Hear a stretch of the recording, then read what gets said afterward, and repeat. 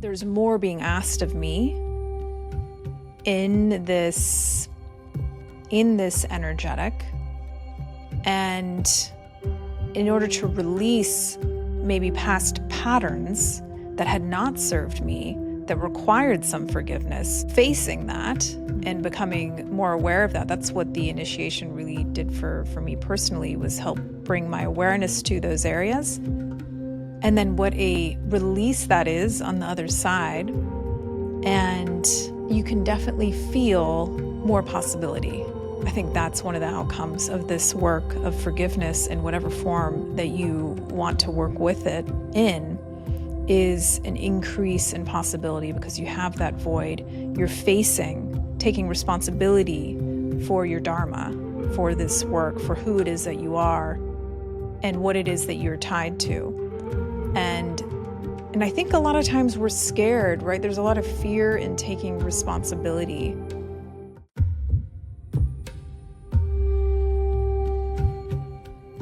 Welcome to SoulPod, where science meets mysticism and your inner wisdom leads the way. I'm your guide, Crystal Cassidy, and together we will bridge the seen and the unseen, science and spirituality, the practical and the profound. From quantum physics to energy centers, near-death experiences to extraterrestrial contact, join us as we delve into the mysteries of consciousness and journey together towards a more awakened, compassionate, and soul-connected world. Find your seat, drop in, and let's go on a journey together.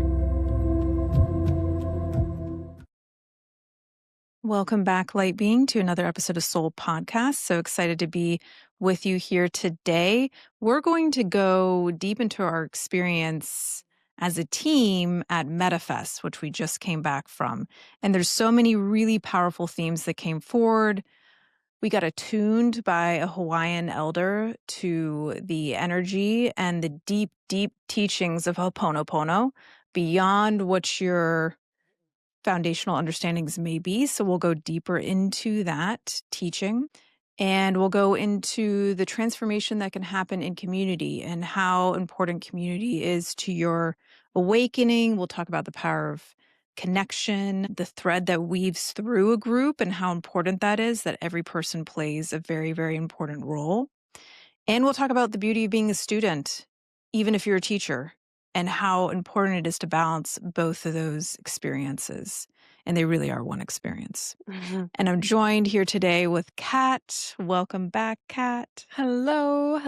I'm excited to reminisce on our time at MetaFest, even though it was only a week ago. I feel like so much integration has taken place since we left. So much. And it's still integrating. Totally. And it was just such a great experience for us on many different fronts, SoulPod, personal, and all of that. And just a reminder, if you enjoy this podcast and SoulPod, please like, comment, leave us some of your thoughts on the platform that you're listening from, subscribe. That helps us reach more people. We're a small team. We're bootstrapped, self-funded, we're female-founded. So you support all of those things and us helping to bring this information forward, connect with more amazing people out there who are also on the path. So thank you for your support, and thank you for that. So let's start with MetaFest. It was quite the portal. You can check out MetaFest if you want. It's an amazing event put on by Metamorphosis Ventures. And really the foundations of this is around psychedelic assisted experiences and how to bring that into your life in a very conscious, trauma-informed manner, and to use psychedelics as a gateway to your transformation. And us at SoulPod really helped to kind of bridge the other side of that equation, which is integration and expansion and mastery that comes from meditation and being able to basically make your own psychedelic. And that's where we kind of stepped in this experience, and we're so excited for additional events.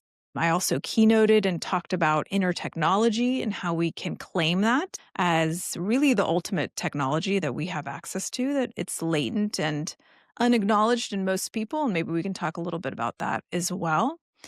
But first, Kat, what was the experience like for you at MetaFest? What kind of blossomed or integrated for you this week since you've been back?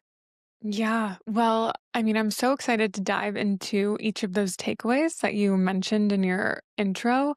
And one of the things that I really loved about MetaFest is the invitation to truly reorient around psychedelics and the use of psychedelics with such a reverence. So, Mm, we experienced two microdosing ceremonies together as a group, and it was the way that those ceremonies were conducted, beginning from introducing the medicine to creating a personal intention to ingesting, and then creating a very intentional container for that medicine to assimilate into the body and really integrate into every cell. The whole portal of that microdosing experience was so intentional and so reverent. And I think oftentimes in, this world, and I've even fallen victim to it at times, we lose sight of how reverent these medicines truly are and that they are meant to be worked with as medicine versus this,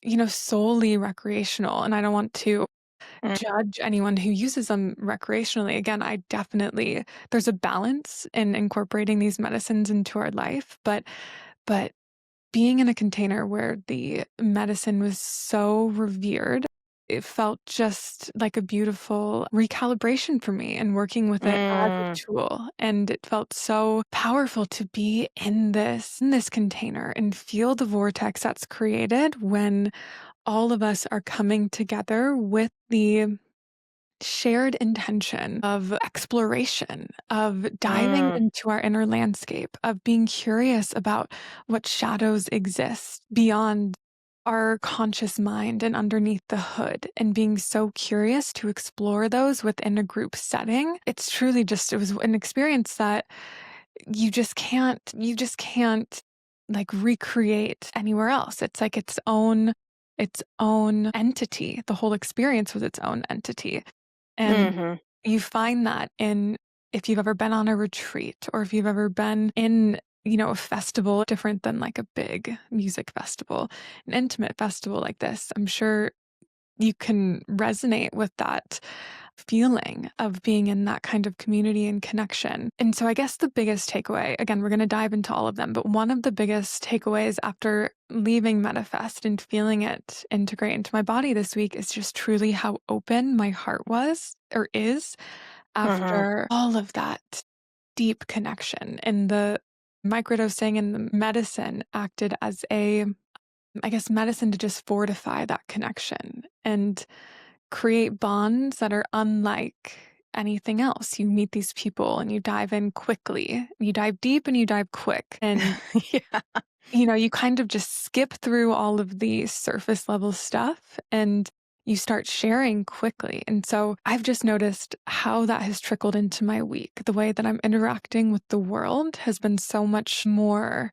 from an open heart, from that, and these are kind of some of the Ho'oponopono tenets we'll get into, but that everything is energy, that the way that we Mm, interact with everyone, the way that we interact with, what is perceived as my desk, what is, the way we interact with everything is connected. So, yeah, it just threw a lot out there, but it has been such a beautiful week of integrating a powerful experience. What are the main mm. things that are coming through for you? Yeah, it was really mixed for me personally and collectively. I think initiating the kind of first talk of the Mhm. weekend, I felt both the pressure and the humility and the honor of kind of trying to set that in motion at the beginning. And I love that you mentioned we connected deep and fast because that was definitely that's part of the type of energy that I bring naturally, I think, Mhm. in just my beingness. But that is also something I was hoping for in the opening keynote was to give us the permission Mm. to be vulnerable with each other and to go further than maybe we were prepared to go, both like intellectually, emotionally, and spiritually. And so it's really cool hearing that's been your experience too, that it that we were able to create that container where people felt safe and curious to do that type of connection, Mhm. because it's especially for introverts and people that are not in the community like this too often, it can Mhm. be daunting when you first come into a, Totally. 50, 100 people, and you're like right off the bat going deep into Mhm. what's coming up for you and humanity at large. And I think that it's a testament to everyone who participated in bringing that together. Shout out to Susanna and Mhm. the Metamorphosis team as well, and Camus Ramsey. But it's, for me personally, it really pushed me a bit outside of my personal edges and comfort zone, Mhm. and to stand and trust in your experience, Mhm. and to trust your voice, your story, your transformation, your journey, and being so delightfully not surprised, but confirmed that there's so many people that resonate with the Mhm. deep healing work that we are embarking on in these containers. I think sometimes with the world being as insane as it is and as dark as it is, we're not being shown as much of the light in these amazing beings that are here to support us and to heal us so that we can step into a new experience together as a species. I mean, that's to me so inspiring. So I think this week I've really been integrating hope after Mhm. that weekend of like, oh, this is what community can do for Mhm. each one of us. And this is what can come out of really, truly authentic, loving connection Mhm. and stewardship from all directions. That's the other thing that I thought was so cool. We talk a lot about the mycelial network, this fungal network underneath the trees that, unbeknownst to many of us until recently, connects the entire forest as an Mhm. organism, and how that each part plays a role in how each one of us is important to the whole. Ultimately, from a spiritual perspective, you are me, I am you. So in service, I'm really serving the self, the highest self. And that just brings a whole new perspective to healing and service and why we do it. It's for the whole. My healing is your healing, and your healing is my healing. Mhm. And so I think hope, now that I now that I talk through that, the big thing for me is renewed hope and appreciation and a clarity, I think also. Mhm. For me, Yeah. and in what healing is going to look like in what we call a new earth, which is not necessarily leaving something behind, it's embracing a new foundational frequency, Mhm. and all of us stepping into that in whatever ways that we're prepared to together. And I'm very excited about our work and Mhm. SoulPod's work in the world, because we're weaving lines here, like this web of connection and rising consciousness through technology. Yes, and Mhm. we have a really cool community feature coming out for our pods in a few weeks, and providing that support for you where you can create that resonant experience and connection. Space and time doesn't matter when it comes to that. And we can bring it even further into the earthly human experience through these very intimate deep dives like what we just came out of. Mhm. So yeah, those are a few of the things that come up for me.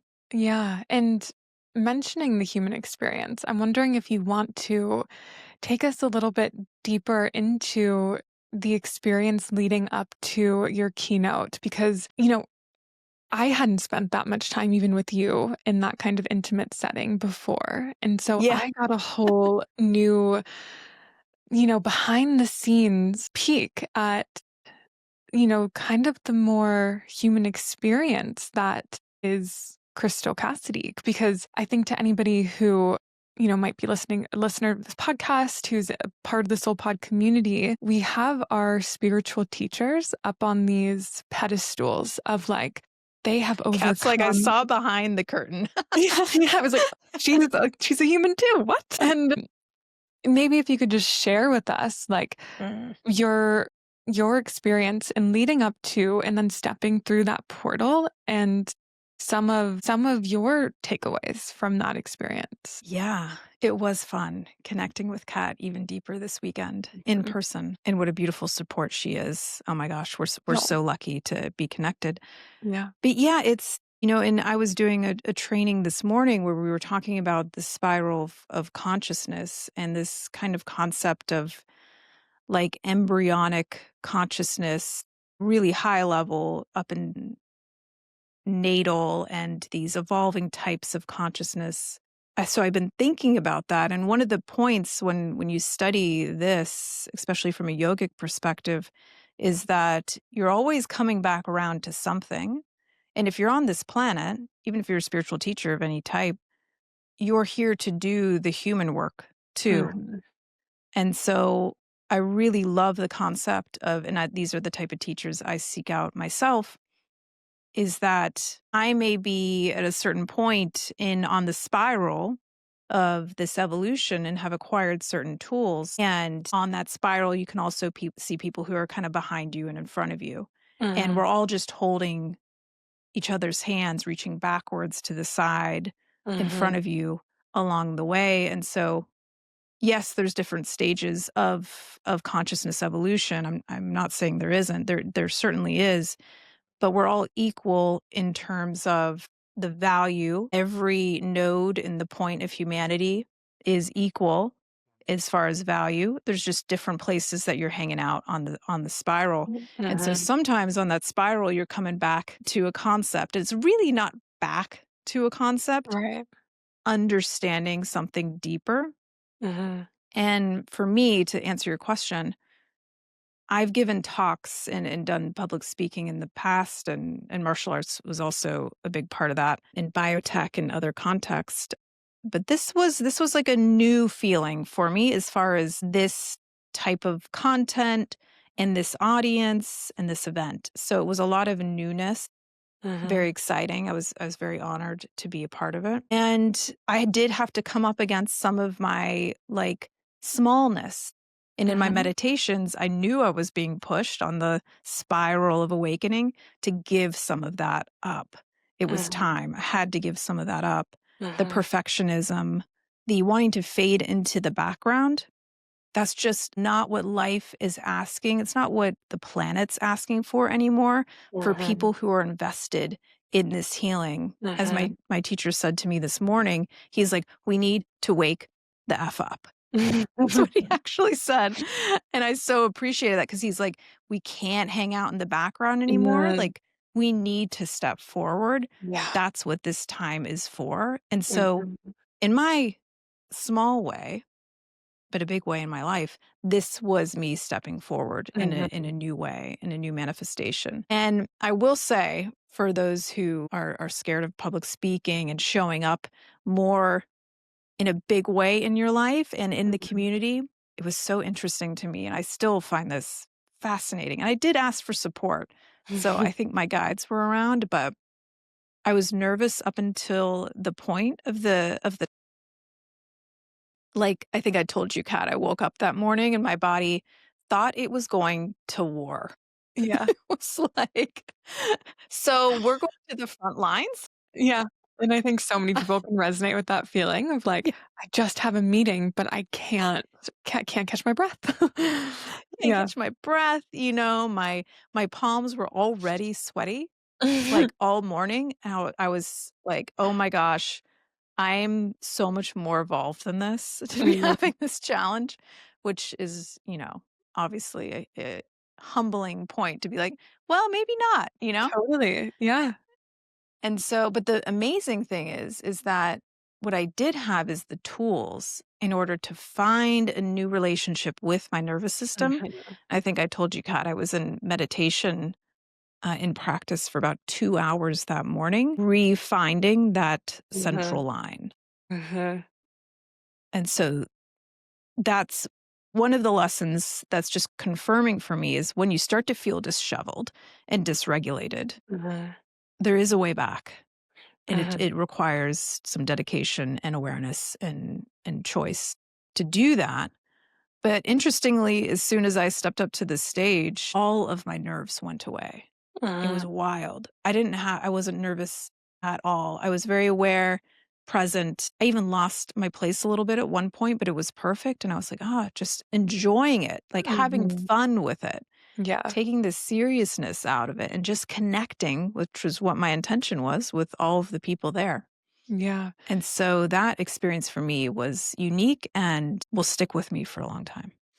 Yeah. And as an audience member, I could totally feel that. I could feel how peaceful you felt up there. And as we were kind of processing it throughout the weekend and having walked away from that experience after MetaFest, it inspired me to notice where I too am allowing myself to be, kind of fall into the background and let other people step forward. And all of the Mhm. stories we have around how that's helpful and how that's actually, I guess depending on the context, sometimes it is, but really more so Right. remembering, going in and remembering, like, I have the tools and the capacity to breathe through this edge, to lean up against wherever my edge is, which at this point doesn't have to be like giving a keynote to 70 people. It can be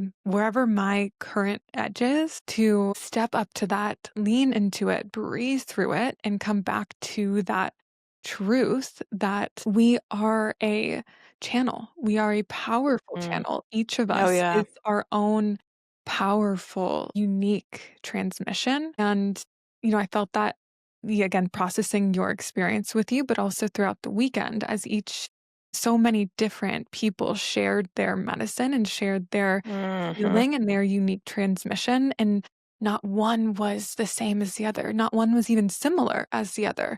Each Yeah. meditation that was guided was different. Each session was different. And it was just a powerful reminder that, and maybe listeners, especially Virgo listeners, might resonate with this. We often want to prescribe like a formula onto what we're doing of like, this is the right way to do it. And anything that's not this way is wrong.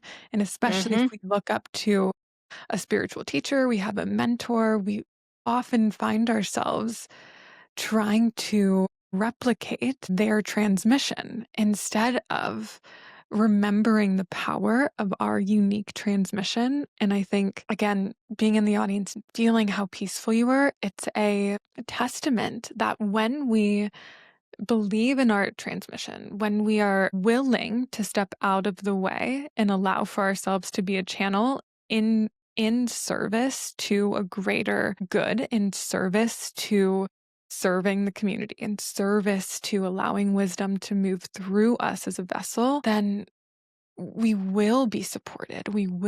Oh, yeah. The words will come through us versus us having to memorize and have, because even you said like the day of your keynote, you were like, I've decided I'm not practicing anymore today. And Yeah. when we, and I was like, Yeah. love that. And when we are willing to step out of the way, it's because when it's not about us, when it's not about, I hope, Exactly. how good am Yeah. I, the speaker? Are people going to think I'm smart? Or when it's not about us and it's about our service and the higher Mhm. good of like, we're creating this new earth together. We're communing with open hearts. That is the intention. Let me just be a vessel. Then it's powerful Oh what my gosh. happens. Yeah, I got full body chills on that 'cause that exactly resonates with me. Is that I think that's the place where the peace came from that you're Mhm, picking up on, which is that it wasn't about me.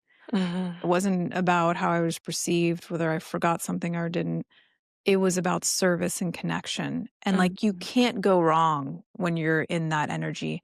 And it does require a little bit of management of the ego, which is mhm. desperately trying to, as I'm speaking, it's interesting. There's this big dragonfly that's flying back and forth.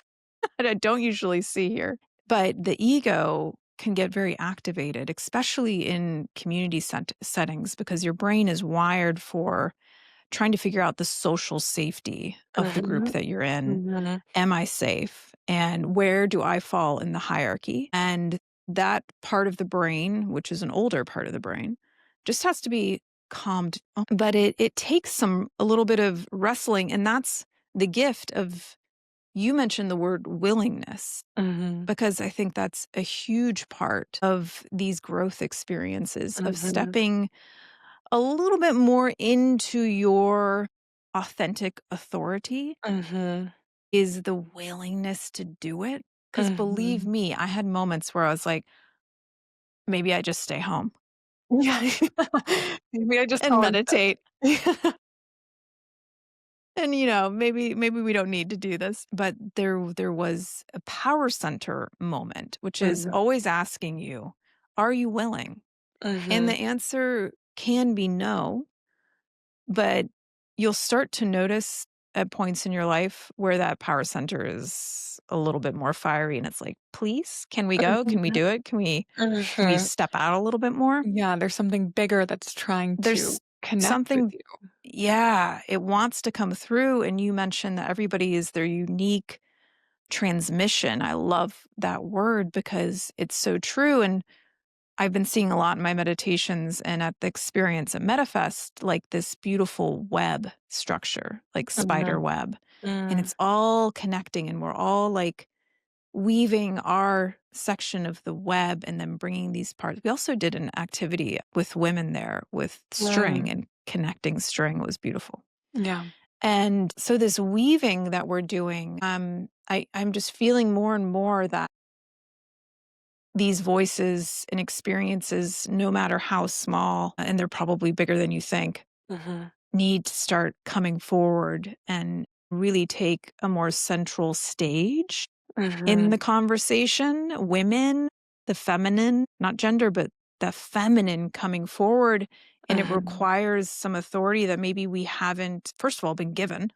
mhm, And second of all, probably been persecuted for. mhm, But that is the energy that I think MetaFest and the experience we're coming from was helping to bring forward in all kinds of ways.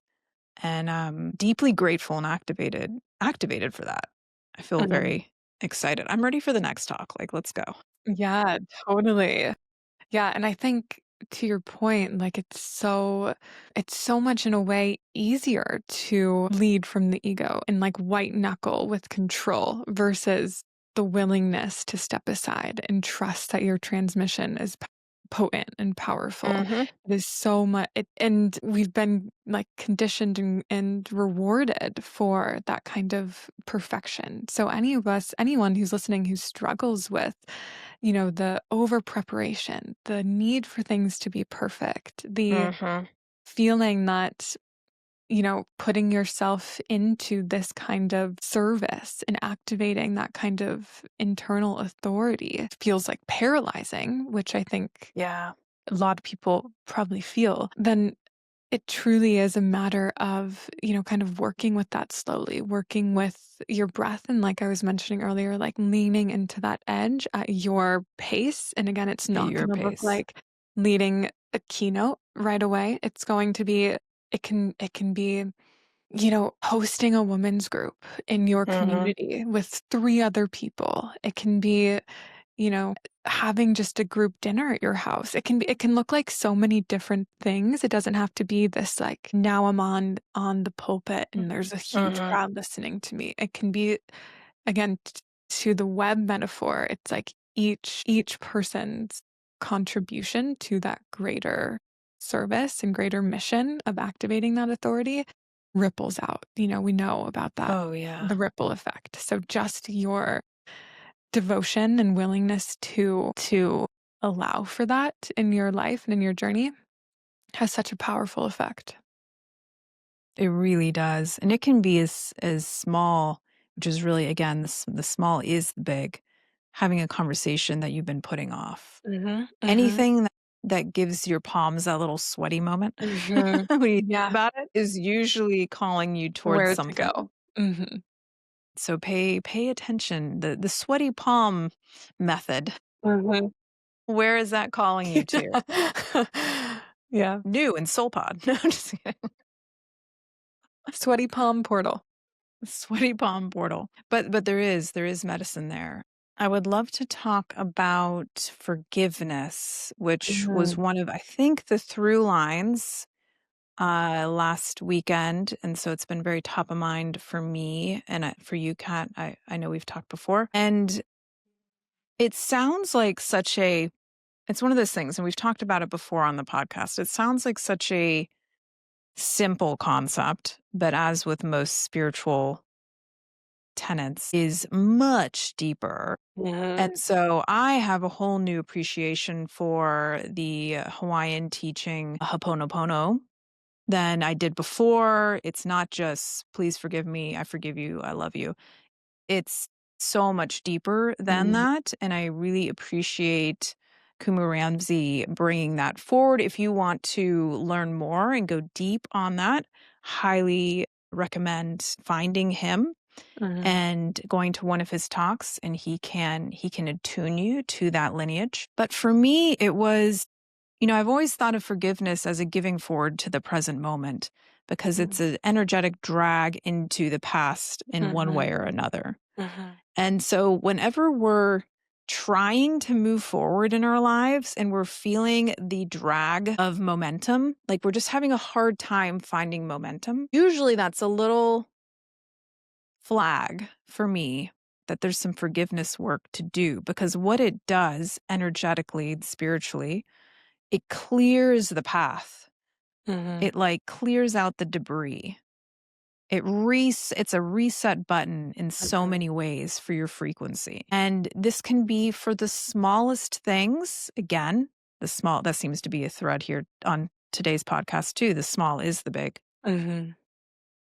And we need this medicine on the planet so much right now. There's so much Mhm. happening in our family systems, in our regional systems, national, global, as a species. There's so much that's challenging us when it comes to this forgiveness medicine.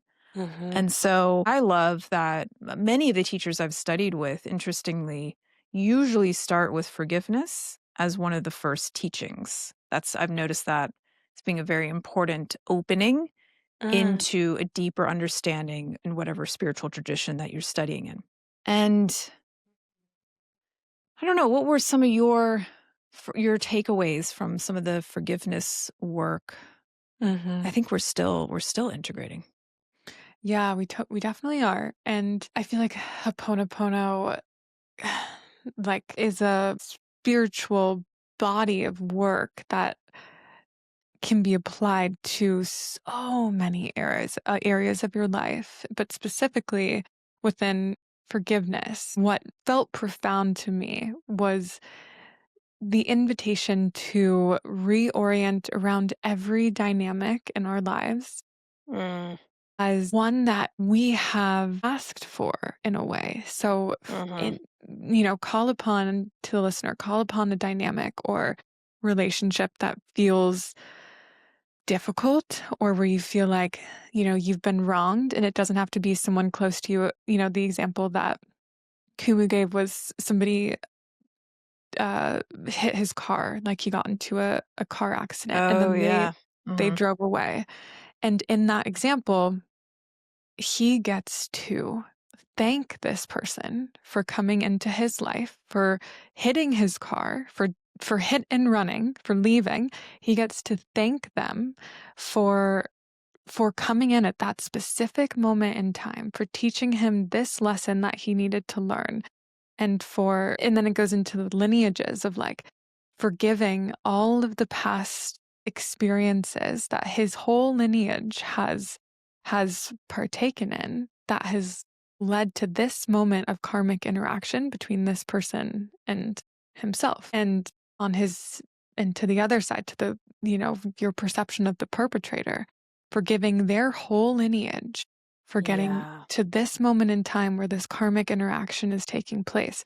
But it feels profound because so easily do we slip into that that dynamic within forgiveness where one person is wrong and I've been wronged, right? Versus this has all been much more divinely orchestrated, and this is an opportunity that's being given to me. So, thank you so much for giving me this opportunity. And may I bless you and your lineage, and may I forgive you and your lineage. It was, it's extremely profound. It's also, you know, objectively for the human experience, it's difficult. It's difficult to reorient around experiences, even that where somebody hit and runs you. It would be extremely difficult to, in that moment, shift and be like, wow, thank you for giving me Mhm. this opportunity to forgive, to, to drop into this moment and free Mhm. myself from the heaviness of carrying this anger with me. So it's definitely not easy per se, but it's a beautiful invitation to start bringing into every single one of these karmic interactions with strangers in situations where we feel we've been wronged, and obviously with our more intense soul contracts, our family and our lovers and our friends and things like that. Mm. Yeah, you put that beautifully. And it really puts a new lens. And I think this may have been the missing component for many people when it comes to the conversation around manifesting. And when Mm, people are like, well, I didn't manifest the car hitting me. mhm, And really what this teaching, the Ho'oponopono teaching is, yes, you did in some way, right? It's like mhm, there's a responsibility taking that he talked about mhm, that I really appreciate, that I think so many of us, understandably, the ego doesn't want to take responsibility because it gets fearful, right? It's like, "Oh, mhm, was I wrong?" or I was right, right? I was right." The mhm, ego wants to be mhm. able to say that. Yeah. And so the responsibility taking that comes with this, and it's again, it's not the conscious mind. This is the creation with karmic, like you're talking about, lessons or curriculum that we wanted to come and experience, and little nudges along the way that are opportunities. I think he talked Mhm, about that too, the opportunities for coming into greater alignment, mhm, but that requires us to take responsibility for our side of the equation mhm, and for being a player in everybody's equation. And mhm. so to be able to sit there and say, okay, I thank you for playing a role in the conditions that are allowing me to become more aware, more Mhm, conscious, more loving, more mhm, compassionate. And I'm sorry that I have called you into these conditions, you and your family's lineage, as you said. mhm, And that just, you can already feel, it's only a part of the process. You can already feel the dissolution mhm. of the energy. The lightness, totally. Yeah, Mhm. And then it's really beautiful.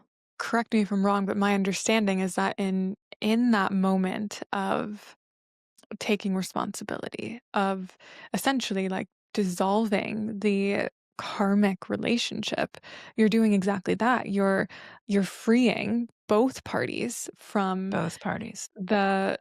the kind of like karmic chains that have led to this moment. Like, as soon as you take responsibility, free yourself, thank them, apologize for everything that my lineage has done to get me to this point in time, then it's like a instantaneous, just like everything falls off of you, all of the karmic ties that you don't have to carry forward anymore. And that doesn't mean that Mhm, there's not going to be other interactions with different, you know, karmic ties and lessons that are the opportunity for you. But this specific instance is an opportunity to lighten the load. mhm. That was my understanding. Yeah, it's not just situational, it's generational, it's Mhm, ancestral. It's mhm, much bigger than somebody cut me off in traffic and I'm trying to clear the energetic cords between us as mhm, individuals. It's mhm, like, no, this energy, I think for me it's just a reminder at an energetic level that there's much more at stake than mhm, we typically think. And that's where this ancestral lineage um, part of it comes into play.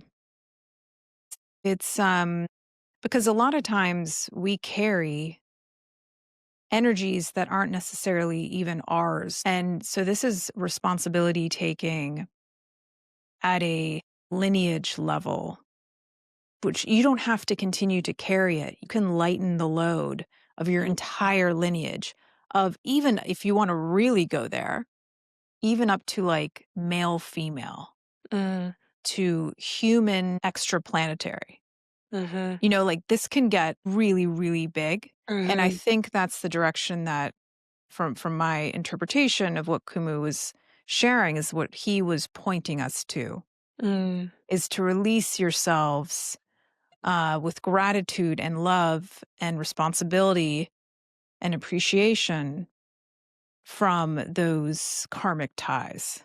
mhm, That's what I picked up. And I love that he mentioned at one point that this process is to become empty. mhm, It's really to become empty, because when you become empty, something else can flow in. mhm. You're receptive to the universe. You Right. don't have all that gunk up in your energetic system, your karmic system. Yeah. So this like magic, like we talk about not after the fact, but like this is why we do it, is to become this empty vessel so Mhm, that more of your soul, more of your and the universe's magic can come mhm. into your experience. And that's when it gets very interesting. Totally. I think there's some, like, associations with wanting to become an empty vessel of and even just, like, fear that might come up, but in What associating that with replaces it? Yeah. right, right, and, like, If I let hollow this go, who am I without my grievances, my grudges? right, Who am I? and the identities and all of the memories and all the stories and all of the, wounds and hurts that justify why I am this way. Like, if I'm empty, then exactly what comes in, there's an element of the unknown, which is the nothingness. And unknown exists in the vastness of nothing, of emptiness. And so when we move towards that, I love how you paint that more of the soul, which is more of truth, more of your essence, more light can fill that space. And then you get to emanate that, be the transmission of that. And we're all Yeah. that's the that's what Hoponopono is guiding us towards. That's what all of these spiritual practices and lineages are guiding us towards, is how can we become a little bit more empty and create a little bit more space for what is true to come in. Yeah. And when you do this work, I don't know if you notice this, but I think things are speeding up also, Mhm, but you do this work and what used to take time to resolve karmically happened mhm. like that, Yeah, yeah. like really fast.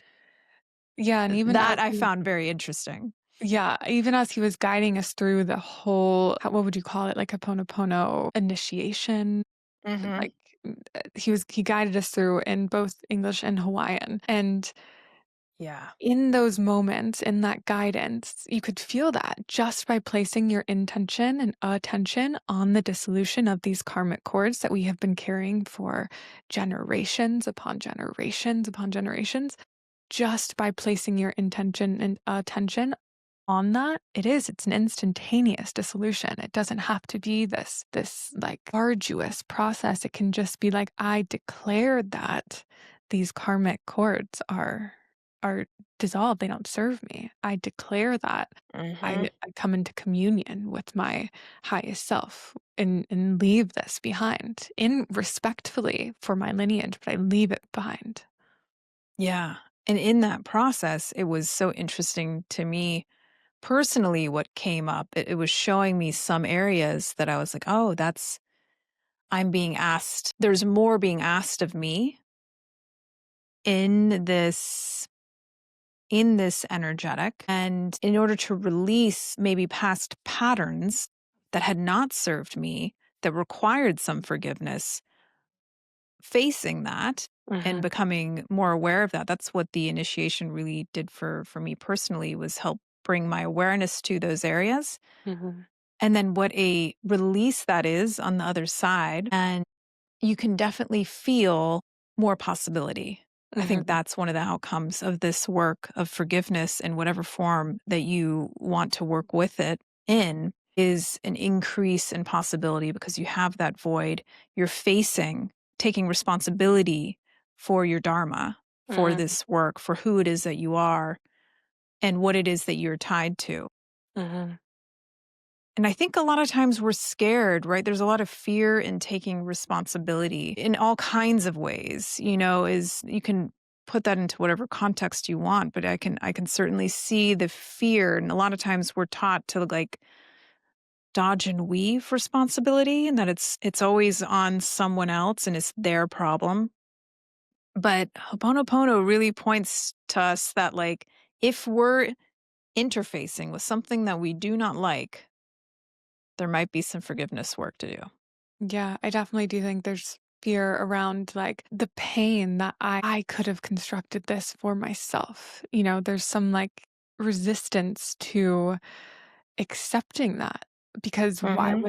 why would I introduce this dynamic or this experience that has crushed me or that has been the most painful, most heartbreaking experience of my life? Why would I do that? I think there's a lot of resistance to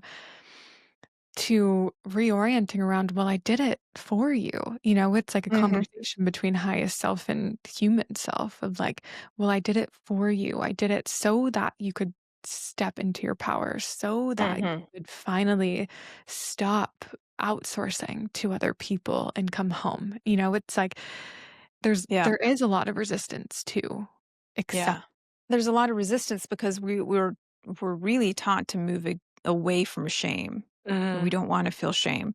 And really the Ho'oponopono work almost circumvents that mhm, because one of the elements that we're forgiving and loving is ourselves. mhm, Forgiving ourselves and our line and our ancestry and all of those elements that we have brought to the container, mhm. knowingly or unknowingly, consciously or subconsciously, spiritually or materially.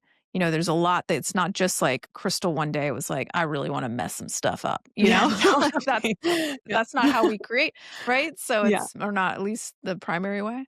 So I mean you could, but it's really it's much more karmic is what we're Mhm, talking about. mhm, It's dynamic. It's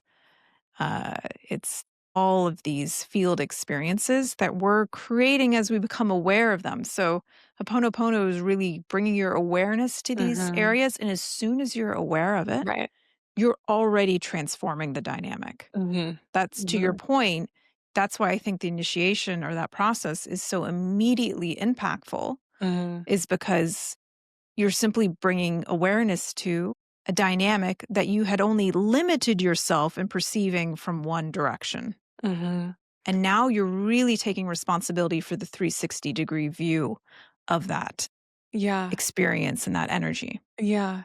Yeah, I don't think we give enough credit or I guess just enough, I don't know the right word, but just to how powerful our deciding is like because we're such powerful beings our how powerful our awareness and our grounded deciding of something is like if we communicate it to the field and we finally have stepped into that place of like inner authority and we decide Yeah. and communicate something it is it, it's instantaneous and it ripples through time and Mm. we are so much more powerful than we give ourselves credit for and our um, yeah, just I can't think of another word for that, but just the like deciding and the dictating it to the universe through our awareness. It's powerful. It's such important work. And wherever you're feeling that crunchiness in your life, do some forgiveness work. And we do have some of that in SoulPod as well. It's Mhm. a big part of our practices.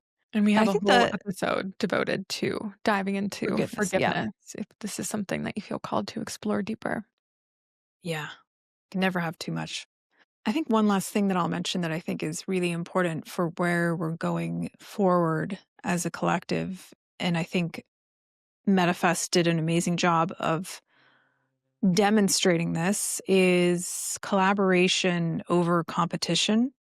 There Mm, was very much this vibe of honoring all of the different amazing ways that people contribute and heal and channel, mhm, and to really, and this is the more feminine way of leadership, I believe, is that we come together almost as like an organism, whether it's mhm, temporary for a period of time, and then we kind of go in different directions as we need. So there's a lot more fluidity to the experience.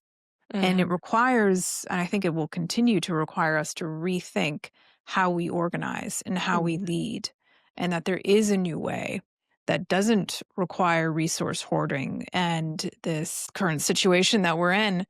um, we'll leave it at that, but yeah, that's it all. really, yeah, more to talk about there, but I think Yeah, everybody gets it.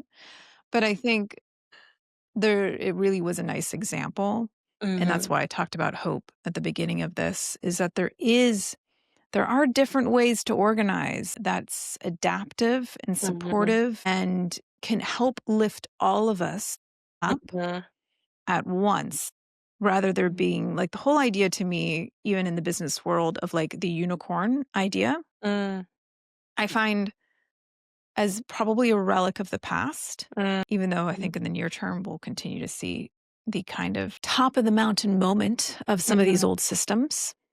But there's something new that's wanting to come forward, and we're going to continue to birth that at SoulPod.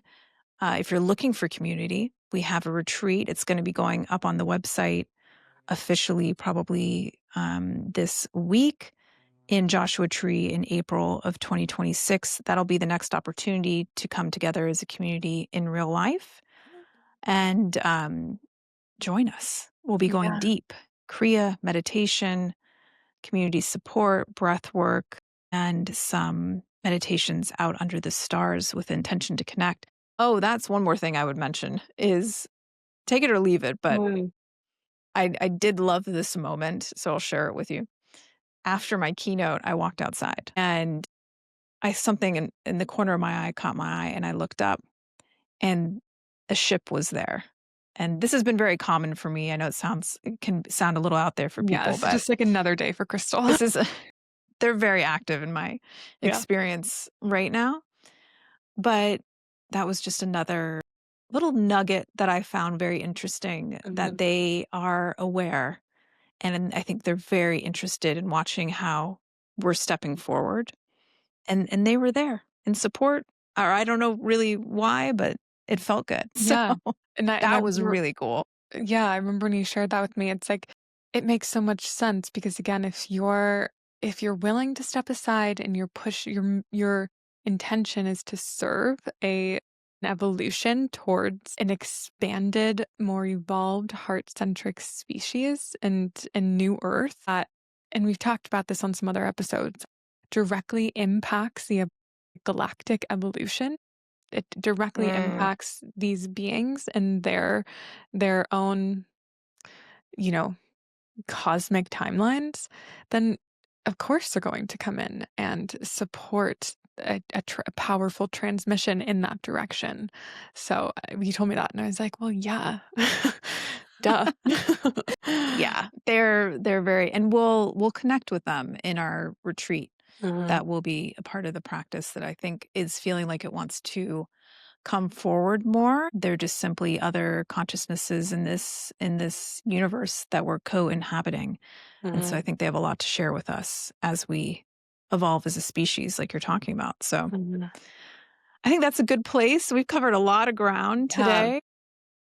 so much more we could dive into with the takeaways from Manifest, but overall, it was, I think we've expressed clearly that it was a very powerful container. We're walking away with so many beautiful takeaways, and we are so devoted to weaving this intention and this, feminine kind of heart-centric leadership into what we do here at SoulPod and what we're creating with our retreat. So if you feel called to that, definitely join us because each, like we touched on at the beginning, each individual played such an important an imperative role in creating the frequency of the whole, that even if one person, or if we interchange one person in that collective frequency, the whole experience is different. The whole broadcast is Mhm. different.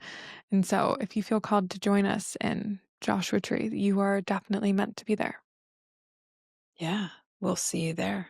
Hmm. You can find more on our website. And thank you, light beings. We will see you next time. Thank you, Kat. Thank you.